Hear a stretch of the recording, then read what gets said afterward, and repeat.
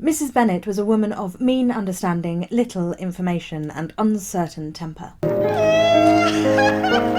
When she was discontented, she fancied herself nervous. Oh, fetch my smelling salts. I feel my faintness coming upon me again. The business of her life was to get her daughters married. Its solace was in visiting and news. Jane Austen often wrote characters like Mrs Bennet, older women who frequently embarrassed themselves and those around them. Ma, he will leave you. I don't care if he does. By straying across the boundaries of acceptable social behaviour. They are often loud, irritating or unintelligent, and forbearance around them, or lack thereof, is often a mark of character or one of the foibles of our heroine. Think about Miss Bates in Emma or Mrs Jennings in Sense and Sensibility. But the most famous obnoxious middle-aged woman in all of Austen is probably Mrs Bennet from Pride and Prejudice. You must tell him what a dreadful state I'm in. How I have such tremblings and flutterings all over me. Theatrical and overbearing she may be, but is this maligning of her really fair? We know from the get-go that Lizzie, our heroine, and her father both value intelligence. In fact, he calls his daughters silly and ignorant like other girls. Well, Lizzie has a little more wit than the rest. Clearly this is damning by faint praise, but the unintelligence of Mrs Bennet is a clear point of the plot. But unintelligence is not a moral failing. Mrs Bennet would not have had the access to education that Mr Bennet had, or even that Lizzie has, through having such a liberal father in regard to educating women. For women in the Georgian period, one was educated at home, and so the education was entirely dictated by your family, and so the differences between different families made a huge difference in the way that women would have been educated. Educating a woman wasn't seen as a necessity beyond the accomplishments of polite society. And as we can see from the discussion between Lizzie, Miss Bingley and Mr Darcy, accomplished is kind of a vague term. But all young ladies are accomplished. They sing, they draw, they dance, speak French and German, cover screens and I know not what. There are not half a dozen who would satisfy my notion of an accomplished woman. Oh, certainly. No woman can be really esteemed accomplished who does not also possess a certain something in her air, in the manner of walking, in the tone of her voice, her address and expressions. And to all this, she must yet add something more substantial. In the improvement of her mind by extensive reading. I'm no longer surprised at you knowing only 6 accomplished women, Mr Darcy. I rather wonder at you knowing any. Even in regards to Lizzie herself, she is said to be intelligent, but we are shown nothing of her education or her studies beyond the fact that she knows how to play the piano, and even then not that technically well. The main part of her intelligence comes from the fact that she is witty. Mrs Bennet doesn't know how to banter with Lizzie and Mr Bennet, but that's not a character flaw. The other aspect of her intelligence, or lack thereof, is that she often fancies herself nervous. Let's leave aside the fact that mental health understanding and treatment in Georgian period probably wasn't that great, and just focus on the fact that her husband is a semi-professional troll and likes nothing more than to wind her up. Oh, you take delight in vexing me. You have no compassion on my poor nerves. You mistake me, my dear. I have a high respect for your nerves. They've been my own friends these 20 years at least. You'd be unsettled too if you weren't allowed to rest for teasing for over 20 years. Maybe a lack of intelligence and ability to banter is not a moral failing, but we all know that vanity is, and Mrs Bennet shows a great deal of vanity.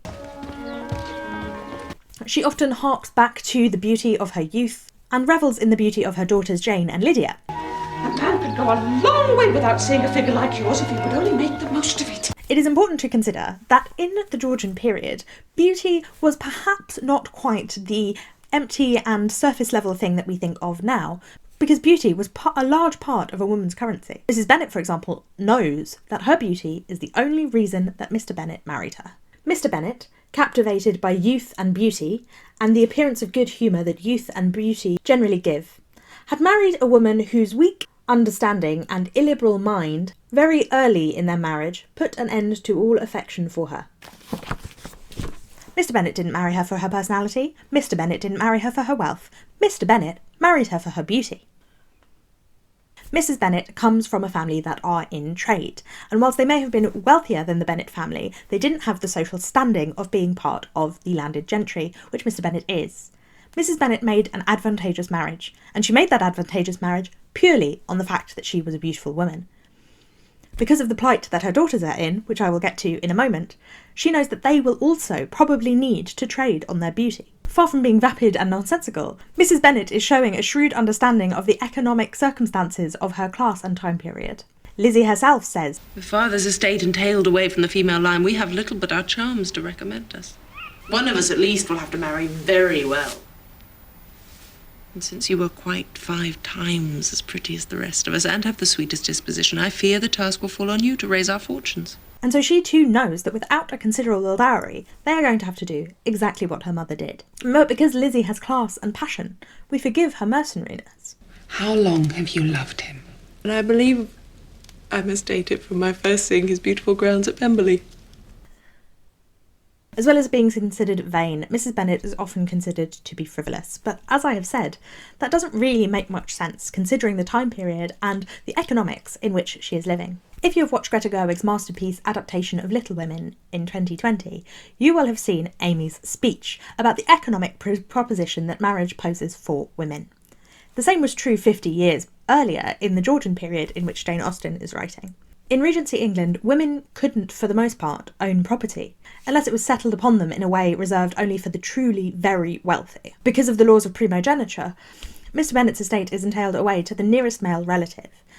And because Mr Bennet believed that he would get a son, he didn't put any money aside for his children until it was too late. Because they cannot inherit, if they do not marry, the Bennet sisters and their mother, who is liable to outlive the father, will be dependent on the kindness of other people, like Mr Collins or Mrs Bennet's brother, Mr Gardiner. Think again of Mrs and Miss Bates in Emma, and the reduced circumstances in which they live, and the ridicule with which they are treated by people who are above them. That is their fate, that is their future, if they do not marry. And in this way we can see that in the same way that Amy was looking out for herself and her family by wanting to marry rich, Mrs Bennet is doing the same thing. She wants her and her daughters to be safe in the future. Yes, Mrs Bennet is pushy and demanding and unsubtle, but only because this is almost an existential crisis for them. She understands what difficulties her daughters will face if they do not marry, and she doesn't want to put them through it. "So you shall all die old maids. We shall be turned out by the Collinses to starve in the hedgerows." She also knows the only reason she made a good match is because she was beautiful and good-humoured. So the beauty of Jane and the good humour of Lydia is things that she encourages, not because she's vapid and shallow, because it is the way for them to secure some security for the family. "Oh, I knew how it would be. I was sure you could not be so beautiful for nothing." Far from being completely insensible, Mrs Bennet calculates the value of all of the men who come into her family's orbit. "By a young man of large fortune from the north of England. His name is Darcy, and he has a mighty fortune and a great estate in Derbyshire. Oh, the poor young man, if only he had 5,000 or 6,000 a year, I would be happy to see him married to any of the girls." And does not hesitate at the chance of networking with a superior investor. Unless, of course, they happen to be incredibly disagreeable. In fact, Mrs Bennet's dislike of Mr Darcy comes from the fact that he was rude to her daughter Lizzie. His £10,000 a year, the richest man we meet on the page, is nothing if he is so rude and dismissive of her daughters. "But the man he brought with him, Mr Darcy as he calls himself, is not worth our concern, though he may be the richest man in Derbyshire. The proudest, the most horrid, disobliging. He slighted poor Lizzie, you know." He will not make an investment. And so he is not to be considered. Her defensiveness in this scene is proof of her protective instinct towards her daughters, even Lizzie, who is constantly mocking her. Her ideas are even echoed by Lizzie throughout the book. "I should so much like to marry for love." And so you shall, I'm sure. Only take care you fall in love with a man of good fortune. You can see there that she wants Jane to support her. I mean, we consider her frivolous and silly. She's the one going out, trying to make alliances, trying to support her children in the future. Compare that to Mr Bennet, who didn't save any money, sits in his library and just laughs at his family. Aye, they have arms and legs enough between them, and are 3 of the silliest girls in England. Who's the one who's really working here? Okay, so we can see that it is fair enough that she is focused on marriage. We can see how important that is in a Georgian time frame as the only outlet for women. The only other thing her children could do would be to become governesses, and that was actually not a very pleasant fate. The life of a governess was a solitary one, as we can see from Jane Eyre, and it was either that or basically be beggars and have to rely on whether your family would be kind to you or not. We are all ruined forever, and then he will be killed, and then what is to become of us all? Those Collinses will turn us out before he is cold in his grave. And if you are not kind to us, brother, I don't know what we shall do. But Mrs Bennet's behaviour, while she's trying, and maybe we can see that she has a good heart, doesn't really lend itself to her children getting married. I mean, Mr Darcy removes Mr Bingley from Jane's presence, partly because of her behaviour. In comparison with the total want of propriety so frequently betrayed by your mother. And Mrs Bennet's behaviour is also one of the negatives he brings up in his list of pros and cons when he proposes to Lizzie. Mrs Bennet is gauche. She is inappropriate. Clearly, that is something we can chide her for. You do us great honour, sir. Thank the gentleman, Jane. Because it is stopping her from reaching her goals. The thing about manners and polite society is that it is a mark of being part of the in-group. Even that phrase, polite society, which is repeated throughout Austen, means upper-class society. Beyond being kindness to other people, manners and politeness signal who knows the rules and who doesn't. As I mentioned earlier, Mrs Bennet is not from the gentry. But who's your mother? Who are your uncles and aunts? Do not imagine me ignorant of their condition. Mrs Bennet comes from a family who worked in trade, as indeed did Mr and Miss Bingley's grandfather. Mrs Bennet grew up outside of this society. In Georgian times, with the birth of the Industrial Revolution, the way that people made money suddenly changed, and it no longer was necessary to own land in order to earn money. In order to be part of the landed gentry, one had to own 300 or more acres of land. But with the Industrial Revolution and slavery and colonialism, people could earn vast fortunes without owning any land in England, and that meant there was an emerging middle class. Mrs Bennet belongs to this upper middle class, but the distinctions between old money and new money were considered to be very important. What are you talking of? And manners was part of the way of making this distinction between who is truly upper class and who is beneath you.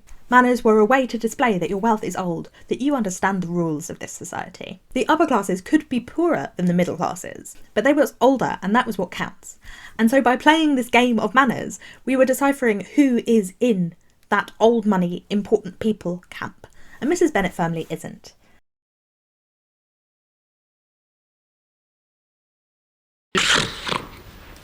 Well, yeah, very true.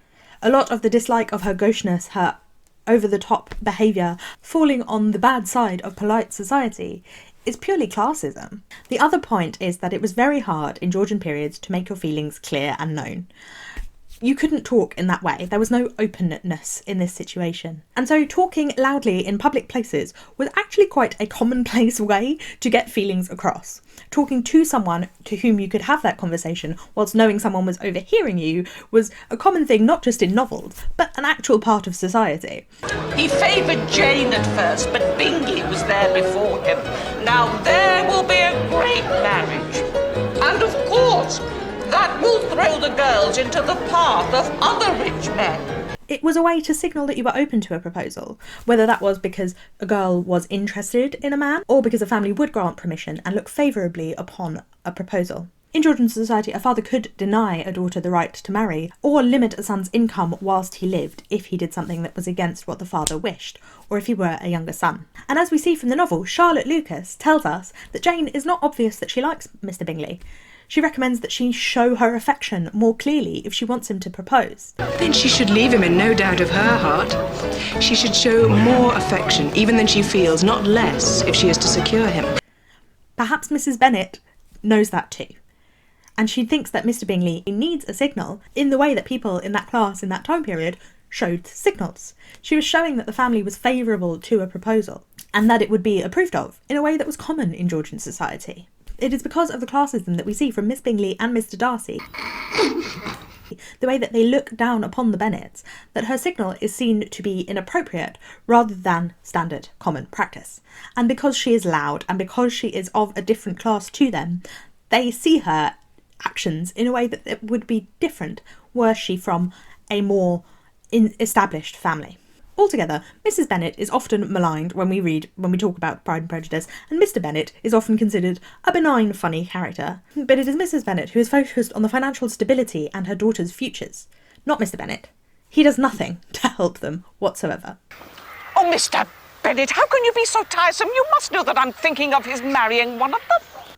Yes, Mrs Bennet tries to push Lizzie to marry Mr Collins, but Lizzie at that point has no other suitors. It was considered that if someone proposed to you and you rejected them, you were less likely to be proposed to in the future. You should consider that it is by no means certain that another offer of marriage may ever be made to you. That is something that Mr Collins says, but it is also something that is true of Georgian society. And Mr Collins is the one who is inheriting Longbourn. If Lizzie will marry him, then they get to keep their home. Lizzie's refusal to marry him is actually quite a damaging thing to the rest of her family and not just herself. But because of the hope of Mr Bingley, we can see how perhaps it wasn't considered to be such a big thing until Mr Bingley left. It is Lizzie who is at that point being selfish. And because of the emergence of the Romantic movement, people at that time were starting to understand romantic love as being an important part of marriage, which it had not been before for the upper classes. But even still, the financial incentive was an important constituent. And because Lizzie refused to help her family in that way, we can understand why her mother became upset. It worked out in the end, but it very easily could not have. This was a bird in the hand is worth two in the bush kind of a situation. If we consider the hero of a novel to be the person whose desires push the plot along, and who, in a comedy like this one, end up with their wishes fulfilled, then it is Mrs Bennet, who opens the novel begging Mr Bennet to visit Mr Bingley so that he may propose to one of her daughters. My dear Mr. Bennet, wonderful news! And ends up with 3 of her 5 daughters married and safe once Mr Bennet passes away. Oh, my dear Jane, I am so happy. And 2 of them so rich that they can support their 2 sisters and their mother when that does happen. Far from being an annoying side character, it is Mrs Bennet who wins the day. Thank you for watching. I hope you found this video interesting, and I would love to discuss more about Pride and Prejudice with you in the comments below. If you like this video, please give it a thumbs up, and also let me know in the comments if you would like me to make more videos about classics in the future, because I do have lots of opinions. Please remember to subscribe if you haven't already, because I put out new videos every Wednesday, Friday and Sunday, and so I will see you again soon. Bye bye!